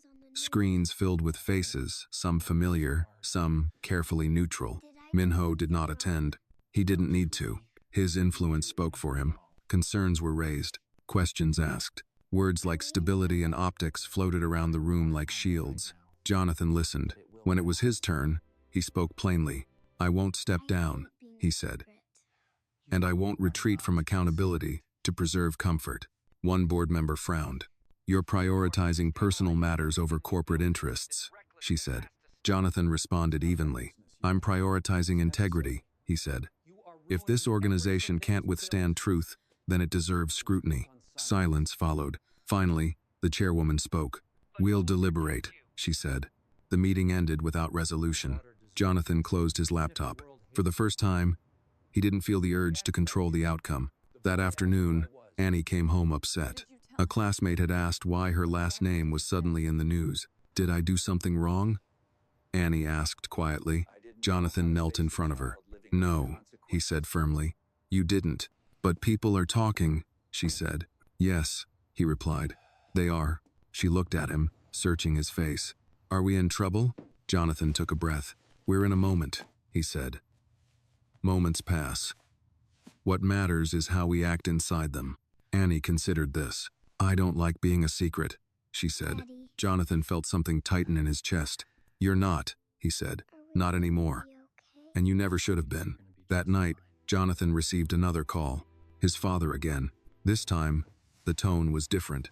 Less cold, more calculated. You're forcing a confrontation, Minho said. Jonathan didn't deny it. You're destabilizing what I built, Minho continued. Jonathan replied quietly. You built it on silence, he said. Silence doesn't last forever. A pause. You think the world will protect you? Minho asked. No, Jonathan replied. I think my daughter deserves truth, even if the world doesn't like it. Another pause. Then, unexpectedly, Minho said, She asked about you. Jonathan froze. When? He asked. Yesterday, Minho said. She wanted to know why her grandfather never came to see her. Jonathan closed his eyes. What did you say? He asked. I said. Minho replied slowly.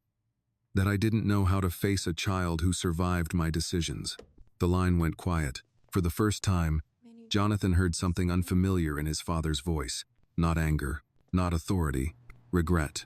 That night, Jonathan tucked Annie into bed himself. She was half asleep. Daddy? She murmured. Yes. Are we okay?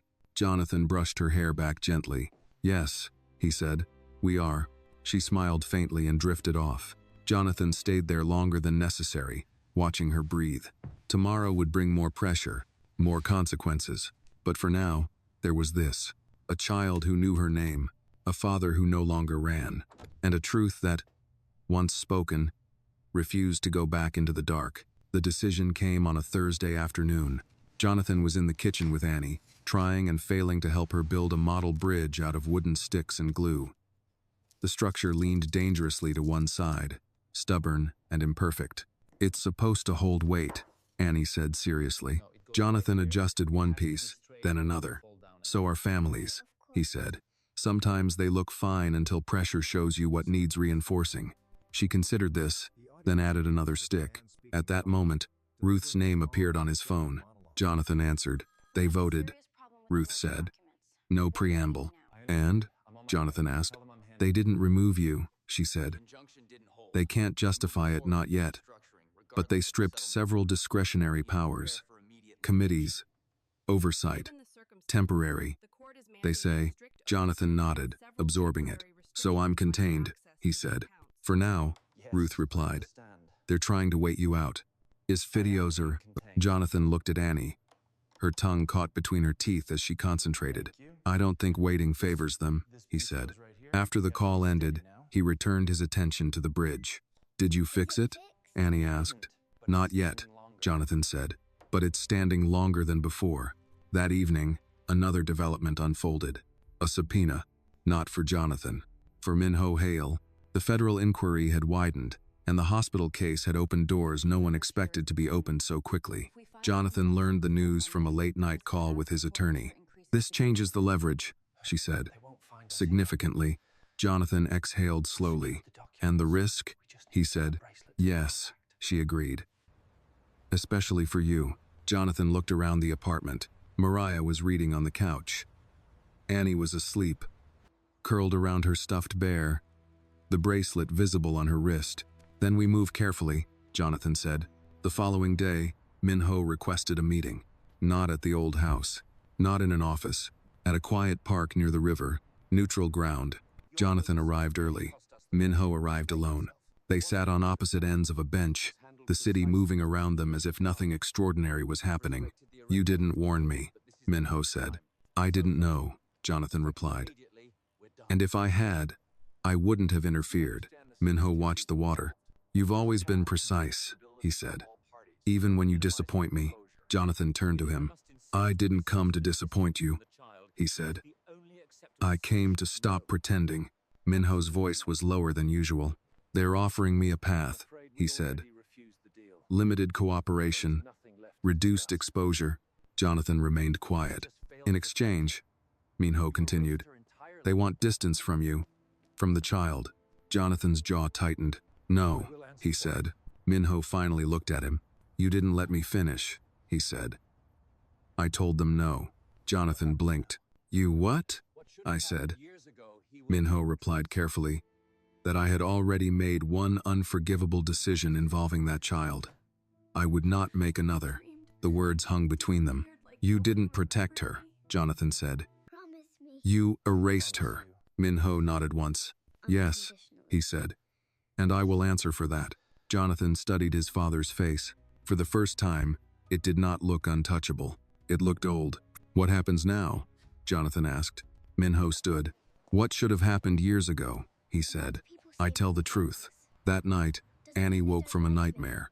Jonathan found her sitting up in bed, eyes wide. I dreamed I disappeared, she whispered. Like nobody remembered me. Jonathan sat on the edge of the bed and pulled her close. You're here, he said. I see you. I remember you. I always will. She clung to his shirt. Promise? Jonathan did not hesitate. I promise, he said. That's not conditional. The next morning, the world reacted. Headlines shifted. Not quietly, not gently. Powerful patriarch cooperates with federal inquiry. Questions multiplied. Speculation exploded. Jonathan did not comment. Instead, he took Annie to school. At the gate, she stopped. Daddy? She said. Yes. If people say mean things, she asked, does that mean they don't like me? Jonathan crouched to her level. Sometimes people say mean things because they don't like the truth, he said. That's not your responsibility. She nodded. I like the truth, she said. Even when it's scary. Jonathan smiled. I know, he said. That afternoon, Jonathan received a call from the hospital board. A formal apology, a statement acknowledging failures, a settlement proposal. Not justice, but movement. That evening, Jonathan sat alone on the balcony, city lights flickering below. Mariah joined him. You okay? She asked. I think so, Jonathan replied. I'm just realizing something. What? That this isn't about winning, he said. It never was. Mariah waited. It's about refusing to let the quiet parts decide who gets erased, he said. Inside, Annie laughed in her sleep. A small sound, a powerful one. For years, Jonathan had believed legacy was something built. Now he understood. Legacy was something you corrected, even when it cost you, even when it came late. Especially then. The courthouse steps were crowded, but Jonathan didn't notice the noise at first. He noticed the doors, tall, heavy, older than anyone standing before them. Built to endure time, not fairness. Jonathan paused at the base, adjusting his jacket, feeling the familiar weight of expectations settle on his shoulders. Inside those doors, his father would speak, not as a titan of industry, not as an untouchable patriarch, but as a man answering questions he had spent a lifetime avoiding. Mariah stood beside Jonathan, her hand resting lightly on his arm. You don't have to stay, she said. I know, Jonathan replied. But I want to. They entered together. The courtroom was packed. Media in the back rows, attorneys lining the walls, a hum of anticipation that felt less like justice and more like spectacle.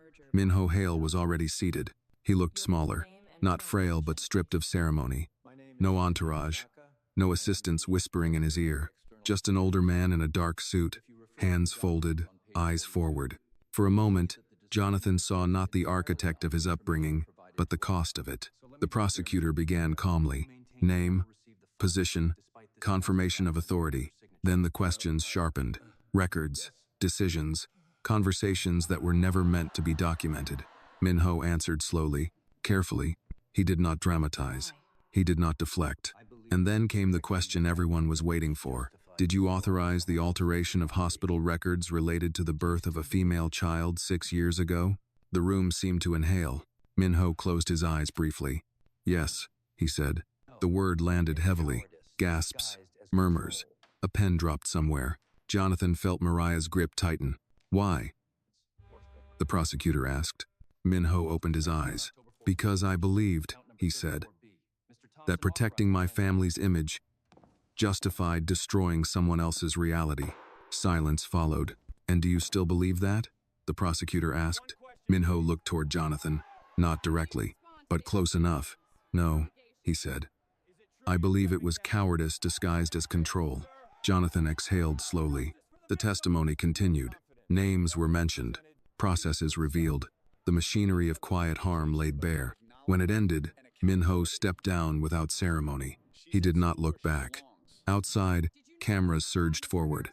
Jonathan shielded Mariah instinctively, guiding her through the press. Questions flew. Do you feel vindicated? Is this justice? Jonathan stopped. He turned. Justice, he thought. was never a single moment. This isn't about vindication, he said evenly. It's about acknowledgement and accountability. And your daughter? Someone shouted. Jonathan's voice softened. She's at school, he said. Where she belongs. That afternoon, Jonathan picked Annie up himself. She ran to him, backpack bouncing. You're late, she said. I know, Jonathan replied. I had something important to do. She studied his face. Did it go okay? Jonathan knelt. It went honestly, he said. That's sometimes harder. She nodded, satisfied. At home, Annie drew quietly while Jonathan and Mariah watched the news on mute. Minho's image filled the screen. Commentators speculated. Analysts debated consequences. But Jonathan watched only the stillness in his father's eyes. That evening, a letter arrived. Handwritten. Short. Jonathan, I won't ask for forgiveness. I don't deserve it. But I accept the cost of telling the truth. I hope one day she understands that silence was my greatest failure. Minho. Jonathan folded the letter carefully. He did not know what understanding would look like years from now. But he knew what truth looked like today. That night, Annie asked to sleep with the light on. Jonathan sat beside her. Are you scared? He asked. A little, she admitted. But not like before. Why not? Because even when people do bad things, she said, someone can say stop. Jonathan smiled faintly. Yes, he said. They can. Later, Jonathan stood alone on the balcony. The city lights stretched endlessly. He thought of the boy he had been raised to believe strength meant distance, and the man he was becoming learning that strength meant presence. Mariah joined him. Tomorrow will be loud, she said. Yes, Jonathan replied. And after that, Jonathan looked inside, where Annie slept peacefully. After that, he said, we live. Not perfectly, not quietly, but truthfully. Somewhere deep inside, the question that had haunted him for years finally loosened its grip. He had not failed to become a father. He had been delayed. And now, there was time. The noise faded faster than Jonathan expected. Not all at once, but gradually like a tide pulling back, leaving ordinary life exposed again. News cycles moved on. Analysts found new controversies. The city resumed its familiar rhythm, indifferent to the reckoning that had just passed through it. For Jonathan Hale, the quiet that followed felt different from the silence he had once trusted. This quiet had weight. The legal consequences came first. Settlements, formal apologies, institutional reforms announced in careful language that tried to sound moral without admitting fear. Mercy Hills rewrote its procedures. A state oversight committee was formed. Names were removed from plaques. None of it felt like victory. It felt like repair. Minho Hale entered a phase of his life he had never prepared for. Accountability without control. He did not ask to see Annie. He did not request forgiveness. He cooperated fully, withdrew publicly, and disappeared from the world he had once commanded. Jonathan did not pursue reconciliation. Some distances, he understood now, were necessary. What mattered was not closure. It was protection. On a quiet Sunday morning, Jonathan took Annie to the park alone. No security. No press. Just a patch of grass, a swing set, and the low chatter of families doing what families had always done. Annie climbed onto the swings and looked back at him. Push me, she said. Jonathan did. Higher than last time. She laughed, her voice light and unburdened. Again, she said. Jonathan pushed once more. As Annie soared forward, Jonathan felt something loosen inside him. Something he had carried unknowingly for years. The fear that if he stopped controlling, everything would fall apart. It didn't. That afternoon, Mariah joined them on a bench. She watched Annie run, her posture relaxed in a way Jonathan hadn't seen before. You're different with her now, Mariah said quietly. Jonathan nodded. I'm not afraid of getting it wrong, he said. I'm afraid of not being there. Mariah smiled faintly. That's the right fear, she said. They sat together in comfortable silence. No labels. No expectations beyond respect and honesty. That evening, Annie asked a question Jonathan knew was coming someday, but not this soon. Daddy, she said, brushing her teeth carefully. Why didn't you come before? Jonathan sat on the edge of the bed. He didn't look away. Because I believed a lie, he said simply. And because I didn't know how to fight it yet. Annie considered this. But you fight now, she said. Yes, Jonathan replied, but not like before. How? I listen, he said. I stay. I don't decide for other people who they get to be. She nodded, satisfied. Okay, she said. That makes sense. Jonathan tucked her in. As he turned off the light, Annie reached for his hand. Daddy? Yes? Thank you for finding me. Jonathan swallowed. I didn't, he said softly. You found me. Weeks later, Jonathan declined a speaking invitation that would have guaranteed praise. He turned down interviews that framed him as brave or redeemed. He did not want a narrative. He wanted a life. He accepted, instead, a role on an independent ethics council, overseeing corporate accountability, quiet work, slow progress, real consequences. At home, routines formed. Saturday pancakes, homework at the kitchen table, arguments about bedtime that ended in compromise. Annie grew more confident, less watchful. Her laughter came faster. Her drawings changed fewer barriers, more open space. One afternoon, she came home with a school assignment. We're writing about heroes, she announced. Jonathan tensed slightly. Who did you choose? He asked. Annie shrugged. My mom, she said, because she didn't disappear. And you. Jonathan blinked. Why me? He asked carefully. Because you stopped running, Annie replied. That's harder than being strong. Jonathan looked at Mariah, who watched quietly from the doorway. That night, after Annie was asleep, Jonathan opened the drawer one last time. He removed the letter he had written for Annie months earlier. He reread it, then he placed it back. Some truths didn't need to be handed down. They could be lived. On a cool evening, Jonathan stood on the balcony, city lights stretching endlessly before him. Mariah joined him, handing him a cup of tea. Do you regret it? She asked. Any of it? Jonathan replied. Yes, she said. Jonathan thought carefully. I regret the years I believed distance was safety, he said. But I don't regret what it took to unlearn that. Mariah nodded. Inside, Annie laughed in her sleep. A small sound, a final answer. Jonathan Hale had once believed fatherhood was a role you either chose or avoided. He had been wrong. Fatherhood, he now understood, was what happened when truth met responsibility and refused to look away. Not loudly, not perfectly, but faithfully, and that, at last, was enough. The story reminds us that real power is not found in wealth, status, or the ability to control others, but in the courage to face the truth and take responsibility for it. Silence may protect comfort, but it also allows injustice to survive. When people choose convenience over conscience, the most vulnerable are the ones erased. The lesson is clear. Dignity begins when we acknowledge one another fully, especially those who were pushed aside. True justice is not loud or dramatic. It is patient, moral, and often costly. And sometimes, the greatest act of redemption is simply staying, listening, and refusing to let fear decide who deserves to exist. This video is a work of fiction created with the assistance of artificial intelligence. All characters, events, and situations are not real and do not represent any actual people or true stories. The content is intended for storytelling and emotional illustration only.